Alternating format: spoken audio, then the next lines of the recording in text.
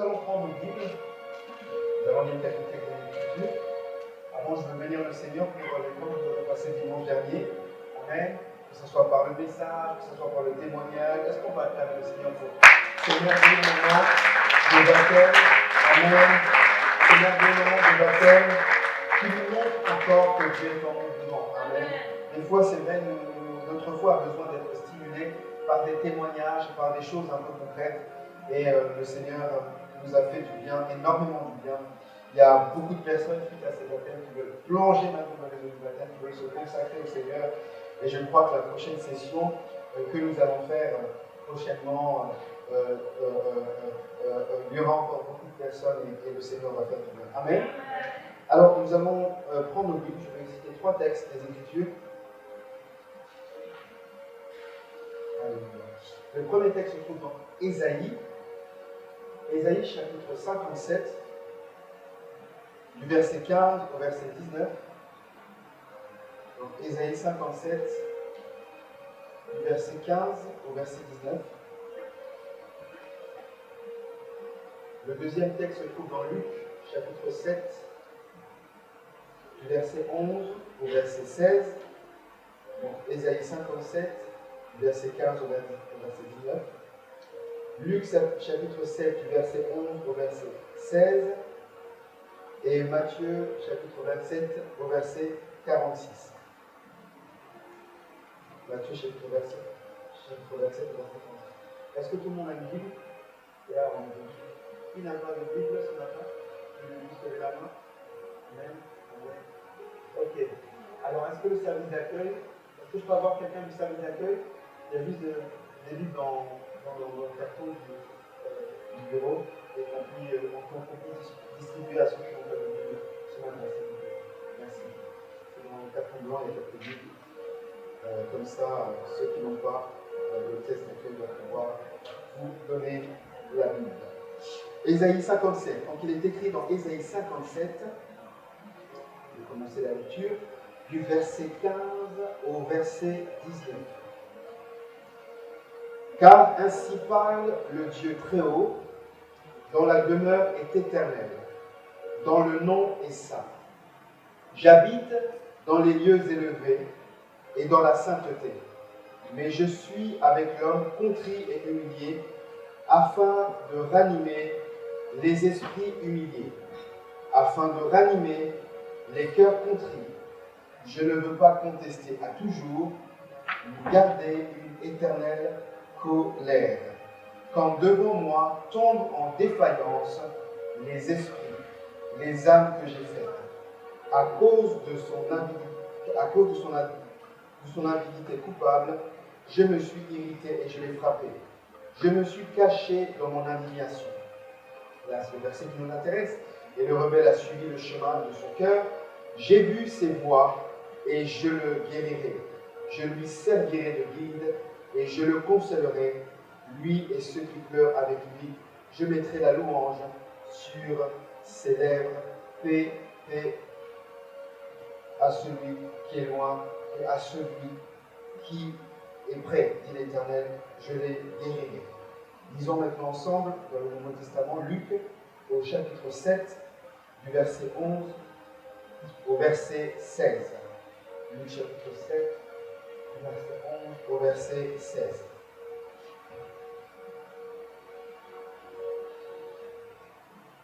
Il est écrit,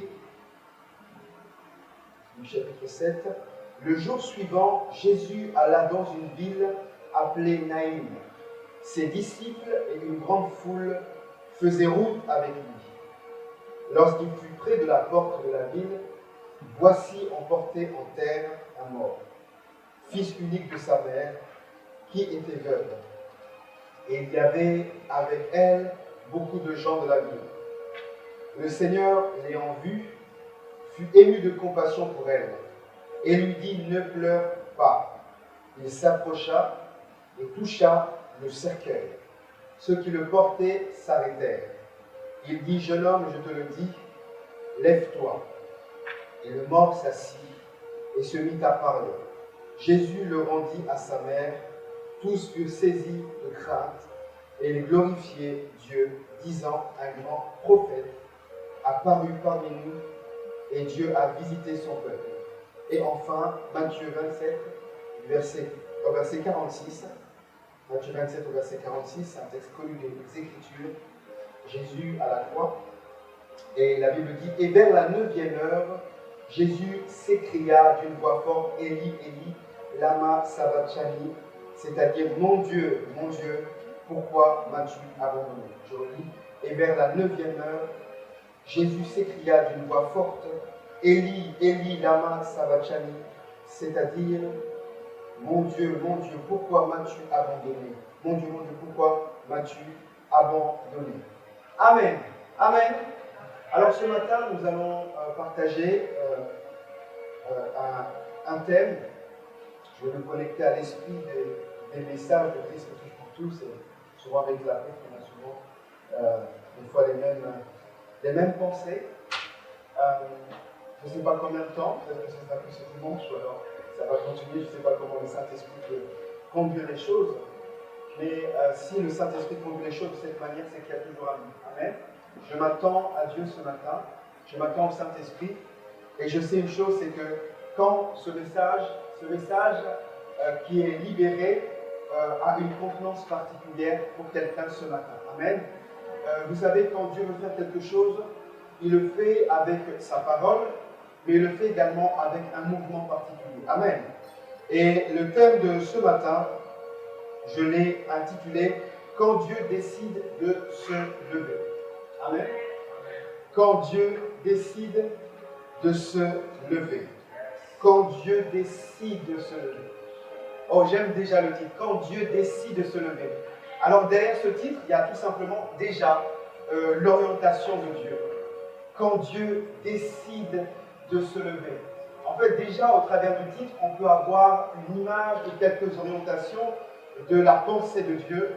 On peut avoir une image et quelques orientations de ce que Dieu veut faire. Quand on parle déjà du titre, on voit déjà qu'on annonce un mouvement que Dieu veut opérer dans la vie de quelqu'un.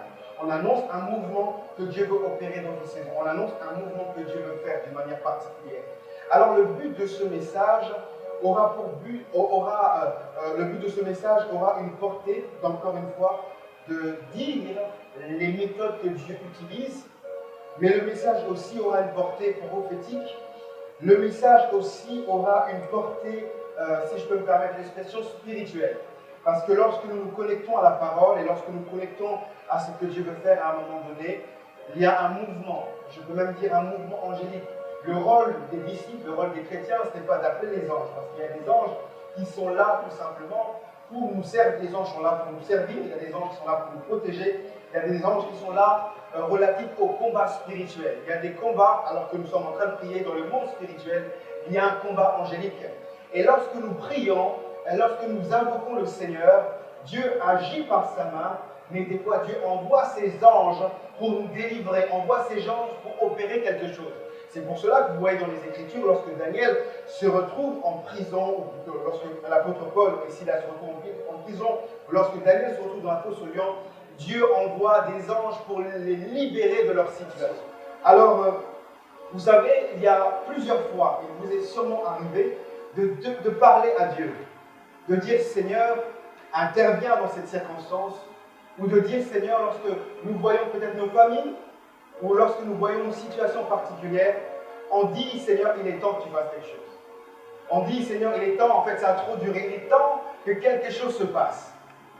Et je me rappellerai toujours de cette personne qui, pendant plusieurs années, alors qu'elle était dans la foi et elle avait des enfants en bas âge, alors qu'elle se donne au Seigneur, elle voit ses enfants qui ne sont pas au Seigneur et elle voit les situations s'aggraver, elle voit les situations ne pas être favorables, mais cette femme va commencer à prier, à voir l'intervention à demander l'intervention de Dieu pendant plusieurs moments, pratiquement pendant plusieurs années, et la même année, tous ces enfants vont se donner au Seigneur d'une manière particulière. Il y a un moment donné où nous crions au Seigneur. Il y a un moment donné où nous élevons la voix. Il y a un moment donné où on entend même toujours la même chose. Mais il y a un moment donné où Dieu décide de se lever. Et quand Dieu décide de se lever, Dieu des fois décide de se lever au moment où on ne s'y attend pas. Dieu des fois décide de se lever parce que nous avons posé un acte. On a posé un acte prophétique.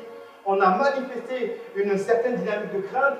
Dieu décide de se lever. Mais des fois, Dieu décide d'agir au moment où nous ne pensons pas. Quand je pense à ce thème, je prends cette histoire que nous disons souvent du peuple d'Israël, où pendant longtemps, ils avaient la promesse de l'Éternel, ils avaient la promesse qu'ils allaient être libérés, mais des années passent, ils sont toujours esclaves, des années passent, et à un moment donné, Dieu décide de se lever. Ce qui est fort dans le texte d'Ésaïe que nous lisons, ce qui est très très fort, alors je vous invite vraiment à me suivre, ce qui est très très fort dans ce texte, c'est que Ésaïe est un prophète dans son époque, est un prophète qui a incompris.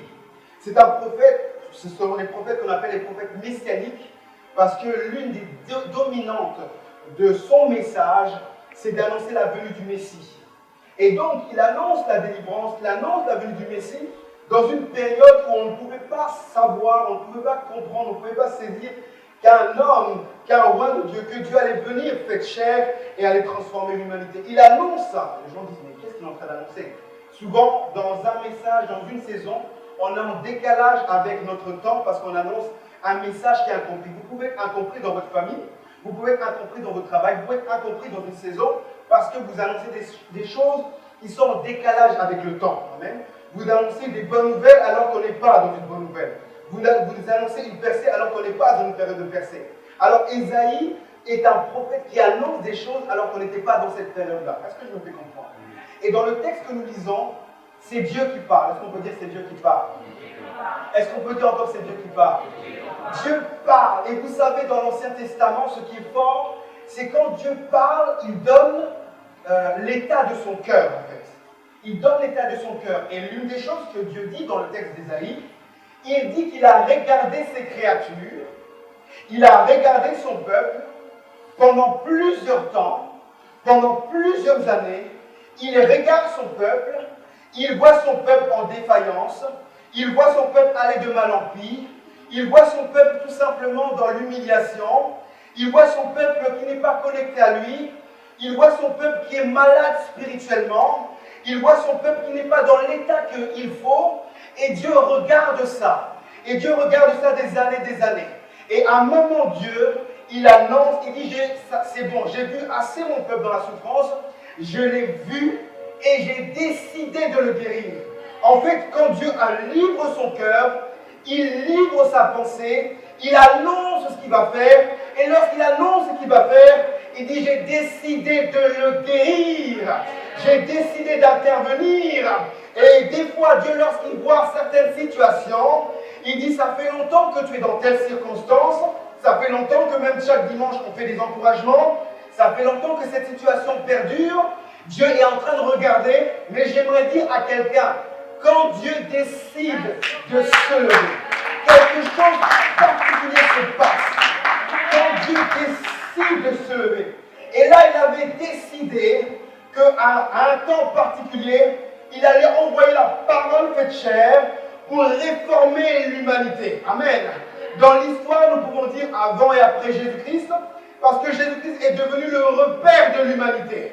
On ne dit pas avant et après Bouddha, on dit avant Jésus-Christ parce que son parcours, il est devenu le repère de l'humanité même pour les incroyants. Parce que Dieu a décidé de se lever.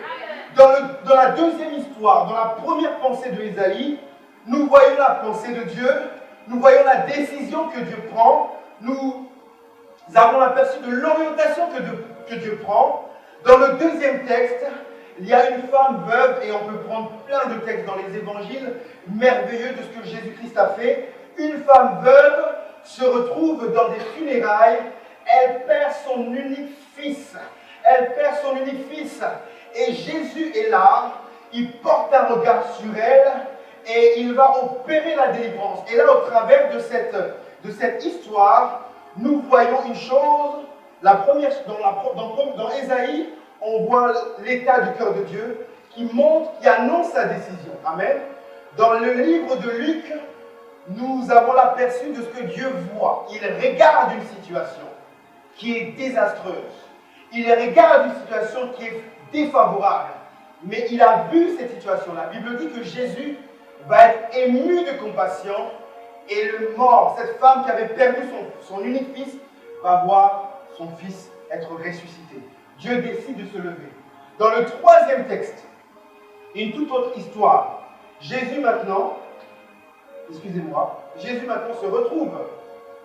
se retrouve à la croix, et alors que la croix est le symbole de victoire, alors que la croix est le symbole de la délivrance, à un moment donné, Jésus va parler à Dieu et va dire Seigneur, pourquoi m'as-tu abandonné?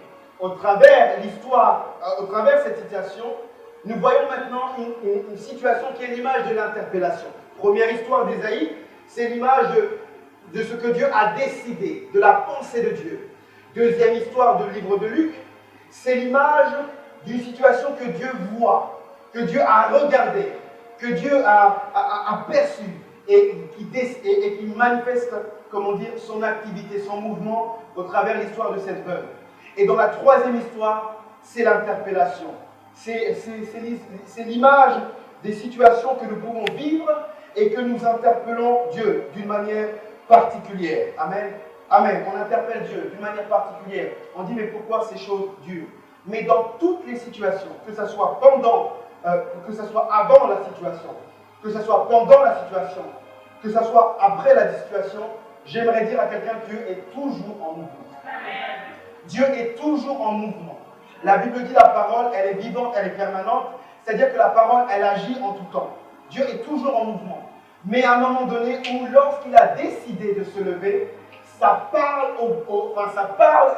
c'est public en fait. Amen. Est-ce que je me fais comprendre?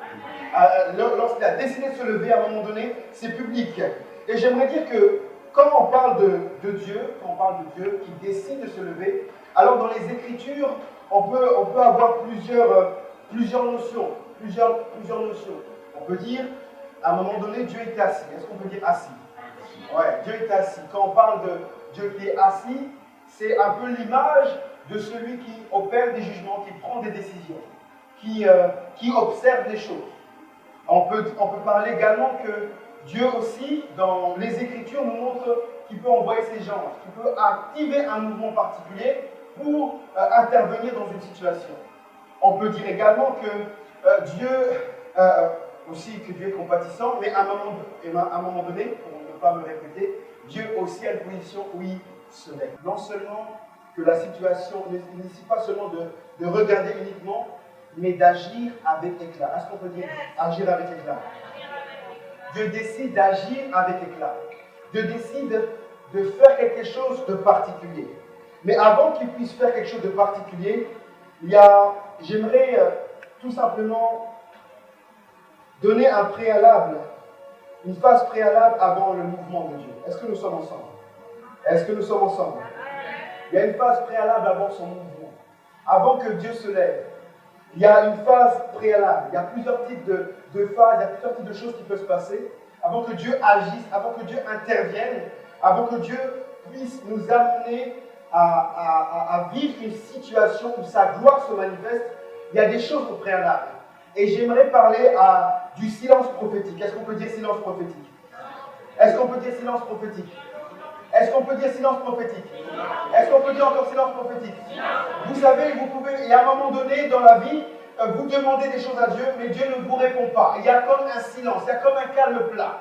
Vous priez, vous allez en jeûne, en prière, en vision, en toutes ces choses-là, mais il y a comme si le ciel était fermé.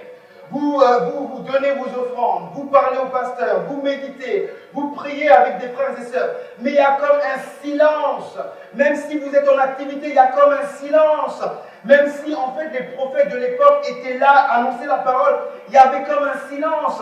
Même si le peuple d'Israël était savait que l'alliance de l'Éternel était avec eux, il y a comme un silence. Il n'y a pas plus chose terrible de ne pas comprendre pourquoi je vis telle ou telle chose. Amen. Je ne sais pas si ça vous est déjà arrivé. Vous vivez une situation, une circonstance, mais vous n'avez aucune orientation. Vous ne savez pas si vous devez partir. Vous ne savez pas si vous devez voyager. Vous ne savez pas si vous devez faire ce choix. Il y a comme un silence. Et j'aime dire que c'est le silence prophétique. C'est comme dans 1 Samuel au chapitre 3, où le peuple de Dieu, alors qu'il est en mouvement avec le Seigneur, alors qu'il est toujours en alliance avec Dieu, dans cette période, 1 Samuel chapitre 3, la Bible dit que les bisons étaient rares. C'est comme si les gens priaient, mais Dieu ne parle pas. C'est comme si vous venez à l'église, mais vous n'êtes pas interpellé d'une manière particulière. C'est comme si vous venez à l'église, mais vous dites, mais mon sujet, ce que j'attends, je n'ai pas de réponse. Il y a comme un silence. Mais j'aimerais dire que lorsque nous sommes en alliance avec Dieu, il y a ce qu'on appelle le silence prophétique. Quand on parle du silence prophétique, ça ne signifie pas que Dieu n'agit pas. Si Dieu ne te parle pas, ça ne signifie pas qu'il n'agit pas. Si Dieu ne t'a rien dit, ça ne signifie pas qu'il n'est pas avec toi. Si Dieu ne te dit rien, ça ne signifie pas qu'il ne voit pas. Amen, amen. Et nous allons parler. Le silence prophétique, c'est la manière dont Dieu opère pour nous parler, mais d'une manière différente. Amen. C'est pas que Dieu ne nous parle pas, mais il change sa manière de faire. Je ne sais pas si je me fais comprendre. Il change sa manière de faire. C'est comme s'il nous a tourné le dos. Il change sa manière de faire. Et des fois, lorsque nous sommes dans le silence prophétique, nous avons l'impression que Dieu ne va jamais se lever. Amen. Nous avons l'impression que Dieu ne va jamais agir. Nous avons l'impression que Dieu ne va jamais ouvrir la mer rouge. Nous avons l'impression que, en fait, tout ce que nous faisons, c'est bien, mais il n'y a pas quelque chose, il n'y a pas de l'avancée, il n'y a pas de transformation.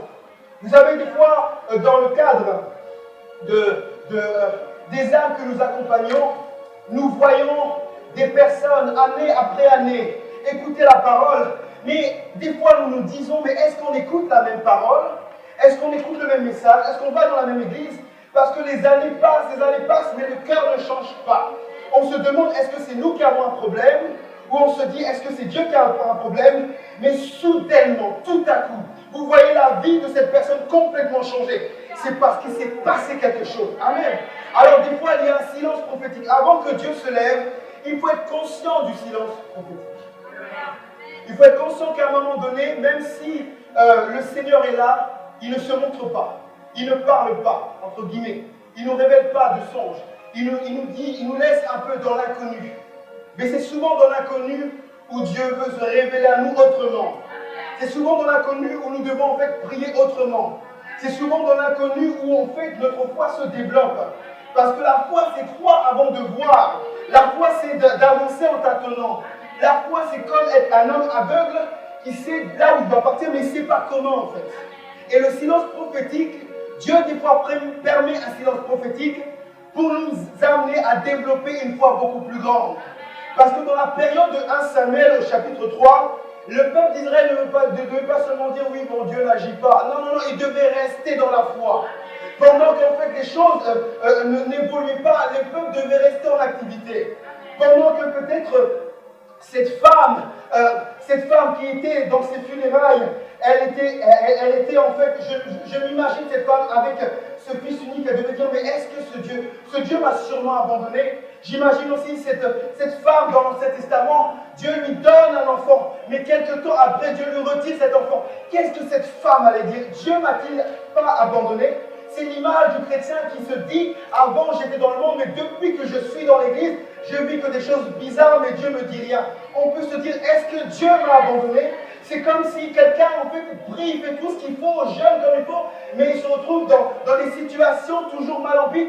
Est-ce que Dieu m'a abandonné? Le silence prophétique, quel que soit le temps du silence prophétique, quel que soit ce que tu ne ressens pas, Dieu est là. J'aimerais vous dire que peut-être aujourd'hui, tu n'as pas une sensation, tu ne sens pas de vent, tu ne sens pas quelque chose, mais je peux te dire que Dieu est là. Et lorsque ce qui active Dieu, c'est la manière dont je vais être.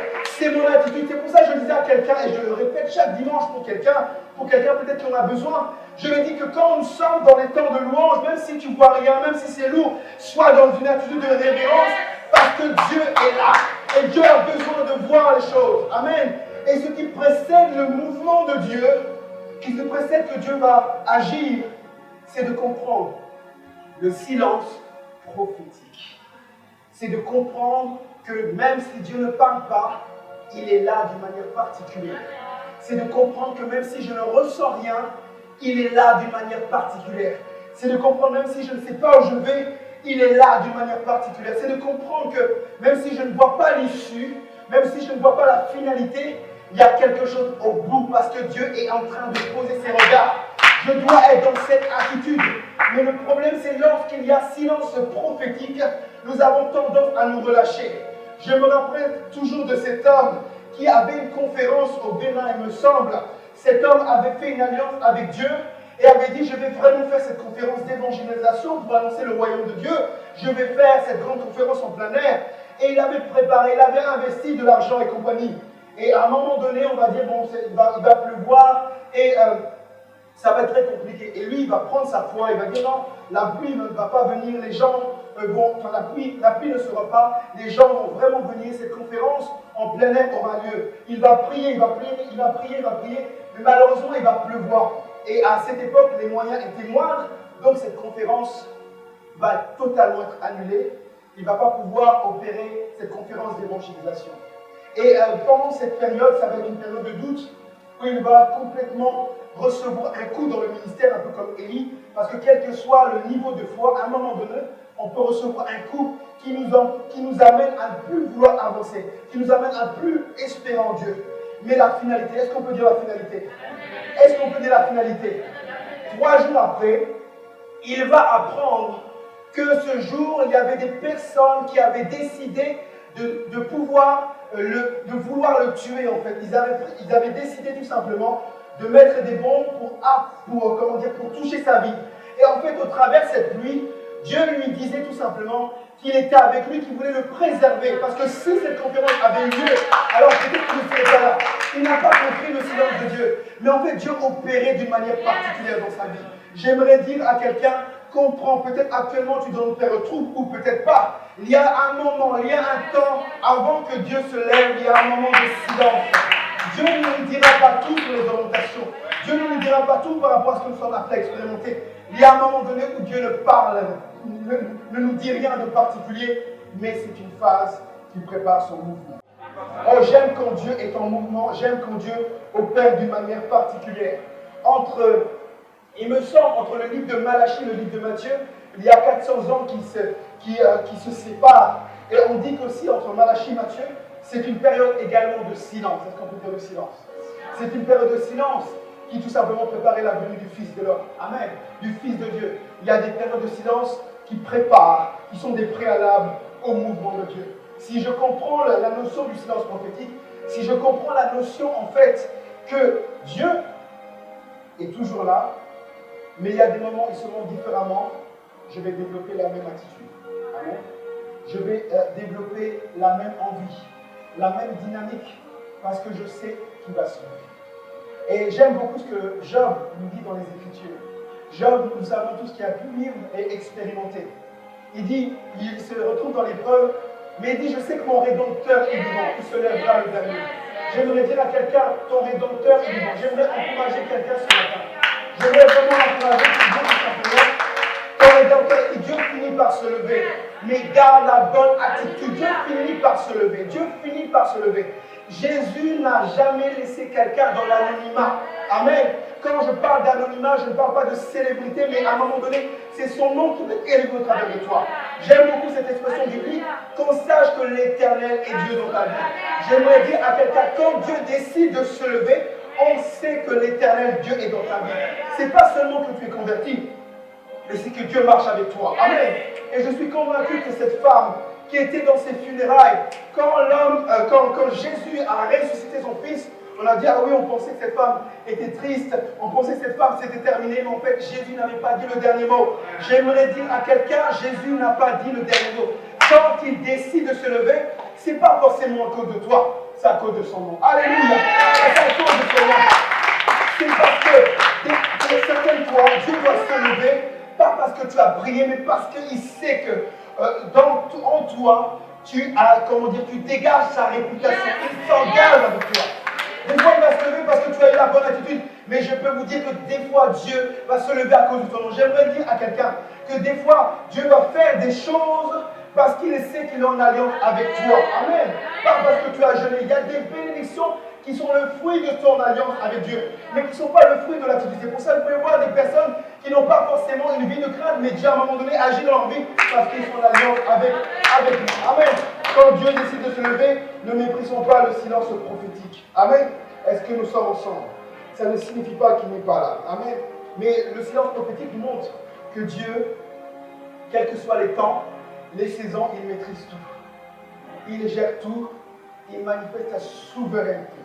L'histoire de cette veuve nous révèle tout simplement que Dieu est souverain.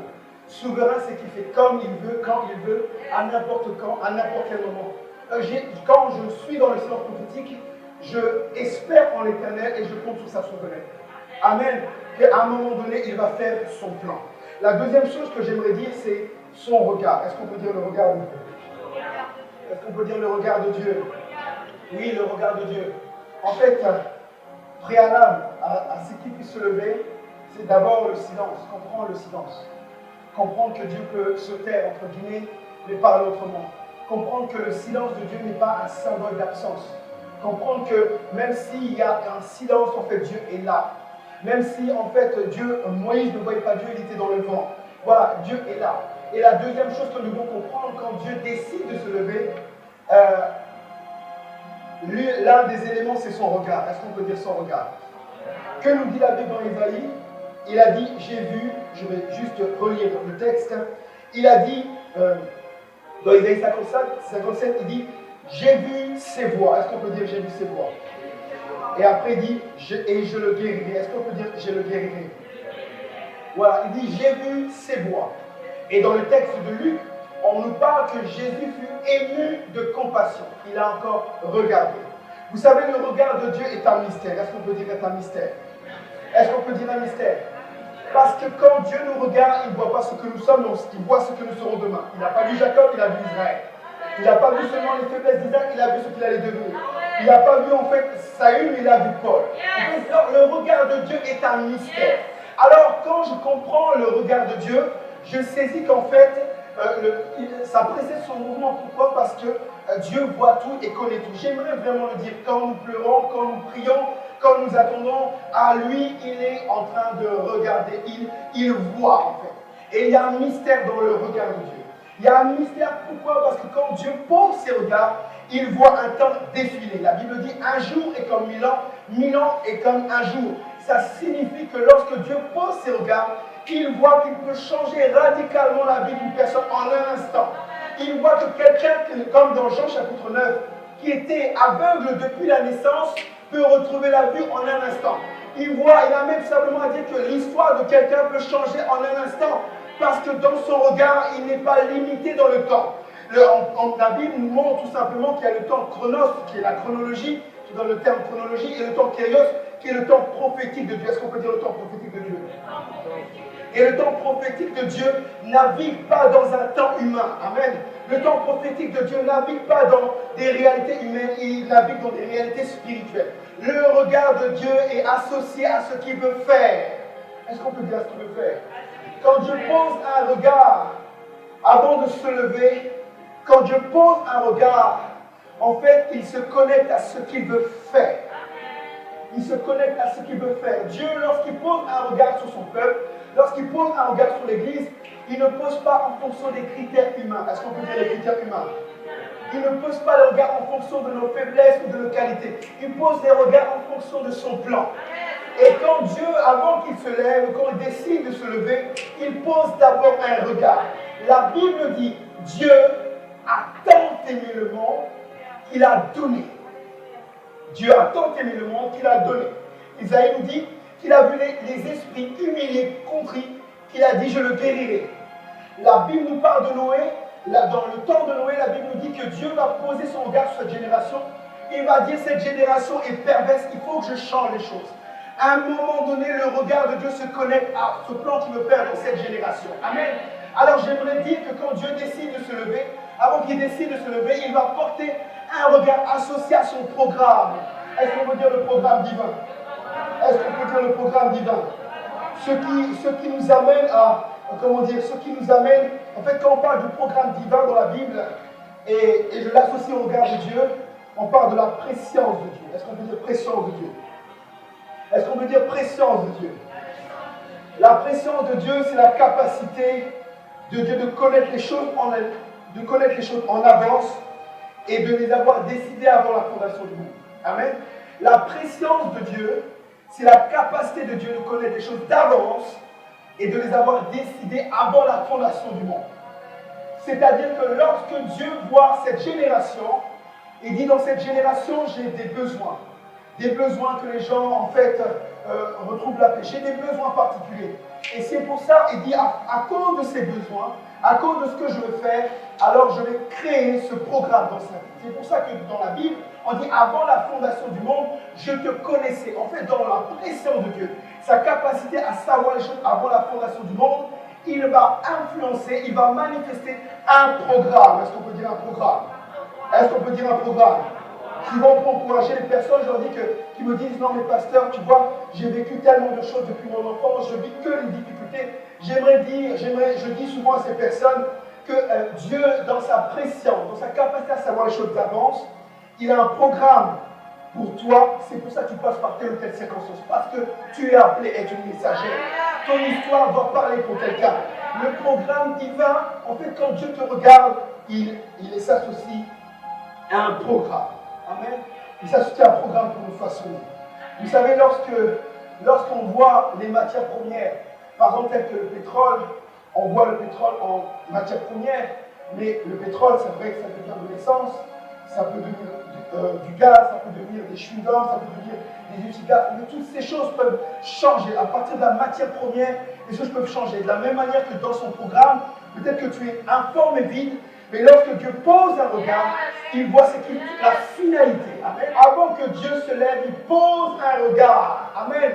Il pose un regard sur ta vie. Et lorsqu'il pose ce regard sur ta vie, il dit, j'ai vu ses voies, j'ai vu son alliance, j'ai vu ce temps, je le connecte à mon programme. Et je sais que lorsque Dieu regarde nos vies, il dit, j'ai vu que tu dois devenir un refuge. Il pose un regard. À partir du regard qu'il a posé, il commence à mettre le mécanisme pour que toute ta vie, en fait, s'associe à son programme. Amen. Oui, nous voulons vivre le programme divin. Nous voulons en fait que Dieu se lève. Mais j'aimerais dire que Dieu pose d'abord un regard. Que chaque fois que tu te retrouves dans quelles que soient les circonstances, que tu ne comprends pas, que tu n'as pas entendu, tu as dit, Seigneur, tu as posé ton regard sur moi. Si Dieu a posé ton regard, si Dieu a posé son regard sur toi, c'est-à-dire qu'il a posé un regard en fonction du programme qu'il a pour toi. Amen. Et le programme qu'il a pour toi, la Bible dit, les plans que j'ai sont des plans de paix et non de malheur.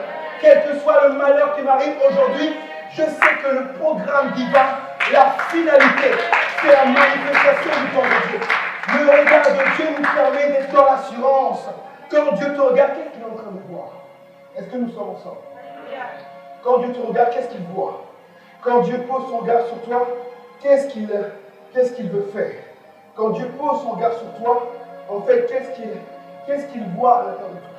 Et l'une des choses que Dieu voit, qui l'amène tout simplement à se lever, c'est quand il pose un regard, comme je dis, c'est le programme divin, mais comme nous déclarent les Écritures dans Jean au chapitre 9, plutôt dans Éphésiens chapitre 2 au verset 20, que Dieu a préparé des œuvres pour que nous les pratiquions. Est-ce qu'on peut dire que Dieu a préparé des œuvres? Dieu a préparé des œuvres pour que nous les pratiquions. Ça signifie que le regard de Dieu également est associé aux œuvres que nous sommes appelés à accomplir. Amen. Amen. Les œuvres que nous sommes appelés à accomplir attirent le regard de Dieu envers nous. Amen. Parce qu'il sait que dans un temps bien spécifique, dans une génération, dans une période, il a une œuvre à accomplir. Nous sommes nés pour accomplir des œuvres. Nous sommes nés pour accomplir des œuvres. C'est pour ça que nous devons en fait comprendre que le regard de Dieu est sur nous. Et quand le regard de Dieu est sur nous, Dieu attend à ce que la manifestation des œuvres soit concrète. La Bible dit que la création attend la révélation des fils. Ça signifie que Dieu attend, la création attend la manifestation des œuvres qu'il a mis en nous. Amen. Et la compréhension du regard de Dieu nous amène à marcher dans la science. Pourquoi ce message? C'est pour dire à quelqu'un en fait que assurément Dieu a décidé de se lever. Pourquoi ce message? C'est pour dire à quelqu'un que quel que soit le temps, quelle que soit la période que tu vis actuellement, il y a un moment donné où il va se lever. Amen. Mais en attendant où tu n'as pas vu avec éclat, j'aimerais te dire, connecte-toi au regard. Connecte-toi au regard de Dieu. Tu dis, même si en fait je ne vois pas les choses, je sais que tu as posé ton regard sur moi. Et quand Dieu a posé son regard sur nous, En fait, à partir du moment où Dieu pose son regard sur nous, on dit qu'il peut nous amener le Fils de Dieu. Amen. On dit qu'il peut en fait manifester quelque chose de surnaturel. Amen. Est-ce que je me fais comprendre? Quand Dieu décide de se lever, j'aimerais dire que Dieu se décide de se lever à un moment donné. J'aimerais en fait stimuler la foi de quelqu'un ce matin et de dire tout simplement, connecte-toi au regard de Dieu parce que tu es né pour accomplir des œuvres particulières. J'aimerais te dire, connecte-toi au regard de Dieu parce que cette génération est appelée à vivre des choses particulières. Amen. Est-ce que nous sommes ensemble? Le regard de Dieu est sur toi. Dis, est-ce que tu peux dire le regard de Dieu est sur moi? Oui, le regard de Dieu est sur toi parce que Dieu ne se trompe pas de son choix. Amen. Est-ce qu'on peut dire Dieu ne se trompe pas de son choix? Dieu ne se trompe pas de son choix. Il ne s'est pas trompé lorsqu'il t'a appelé. La Bible dit qu'il nous a choisis, établis pour porter du fruit. J'aimerais dire que le regard de Dieu est sur nous pour accomplir des œuvres, parce qu'il nous a qualifiés pour des œuvres particulières, mais le regard de Dieu est sur nous parce qu'il ne s'est pas trompé en nous envoyant dans ce monde. Est-ce que vous me comprenez? Dieu ne s'est pas trompé en nous envoyant dans ce monde. C'est pour ça que son regard également est sur nous. Quand je comprends ça, je change également ma mentalité par rapport à ce que je dois expérimenter. Amen. Il ne s'est pas trompé. Et lorsqu'on se dit qu'il ne s'est pas trompé, c'est comme si nous acceptons que nous sommes les élus de Dieu, le choix de Dieu. La compréhension que je suis le choix de Dieu m'amène tout simplement à marcher d'une manière différente. Quand Dieu décide de se lever pour toi, il veut accomplir quelque chose de particulier. Quand Dieu décide de se lever, ton témoignage part. Quand Dieu décide de se lever, tes œuvres permettent d'avancer avec éclat. Quand Dieu décide de se lever, ta foi est stimulée. Mais avant que ces choses se passent, nous devons comprendre que le regard de Dieu est sur nous. Nous devons comprendre qu'il y a un temps de silence prophétique. Mais quel qu'il soit le silence prophétique ou son regard, nous devons saisir tout simplement que Dieu protège ses intérêts. Vous savez, dans une structure, dans une entreprise, on aime protéger ses salariés. Dans un domaine particulier, vous savez, dans cette crise sanitaire, lorsqu'il y a des défaillances, chaque médecin se protège entre eux. Quand il y a des défaillances politiques, chaque personne se protège. En fait, on protège ce qui nous appartient, là où nous avons des intérêts. Et j'aimerais dire à quelqu'un, Dieu décide de se lever pour toi à cause de ses intérêts, à cause des œuvres, à cause des éléments qu'il a mis en toi. Dieu s'est décidé de se lever dans l'histoire de la Bible parce qu'il avait une alliance et un plan à accomplir. Quelles que soient en fait les manigances spirituelles, quelles que soient en fait les choses qui peuvent en fait, toucher, troubler notre héritage, si Dieu décide de se lever, les ennemis vont se taire. La Bible dit, je m'écris loué soit l'Éternel et mes ennemis sont dispersés. Quand Dieu décide de se lever, il repousse tes différents ennemis. En fait, il y a un mécanisme de Dieu. Et au travers ces temps de messages, j'aimerais en fait nous faire comprendre le mécanisme de Dieu pour qu'il puisse se lever dans notre vie. Amen. C'est vrai, ça dépend de la souveraineté de Dieu, de la miséricorde de Dieu, mais ça dépend également comme j'ai dit, ça dépend de sa miséricorde, sa souveraineté et de son programme. Et j'aimerais dire à quelqu'un, Dieu a un programme pour toi.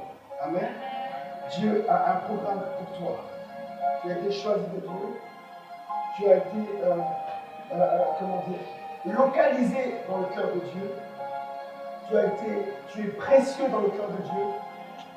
Mais tu dois comprendre que si je suis le choix de Dieu, Dieu décide de se lever. Amen. J'aimerais vraiment dire ça à quelqu'un ce matin. Dieu décide de se lever pour ta vie. Dieu décide de se lever dans cette saison. Dieu décide de se lever dans cette génération. Dieu décide de se lever parce qu'il a des intérêts. Dieu décide de se lever parce qu'il a des œuvres à accomplir. Dieu décide de se lever parce qu'il a un temps à accomplir. Amen. Il y a un temps, il y a des choses qu'il veut accomplir maintenant. Et j'aimerais dire d'espérer, en fait, lorsque nous espérons en lui, lorsque nous avons foi en lui, nous nous connectons à ce qu'il veut faire et à ce qu'il va faire. Dieu, des fois, est assis, mais des fois, en fait, il est assis, il juge, il oriente, il observe, mais vient un temps proche où il finit par se lever. Amen. Qui finit par se lever dans sa vie, pas forcément à cause de ce que tu l'as interpellé sur ta situation, mais à cause de son nom, parce qu'il a en fait déversé déversé des mots, des paroles en disant c'est assez. Est-ce que tu peux dire c'est assez? Est-ce que tu peux dire c'est assez? Est-ce que tu peux dire encore c'est assez? Est-ce qu'on peut se lever quelques instants et nous allons prier par rapport à cette pensée?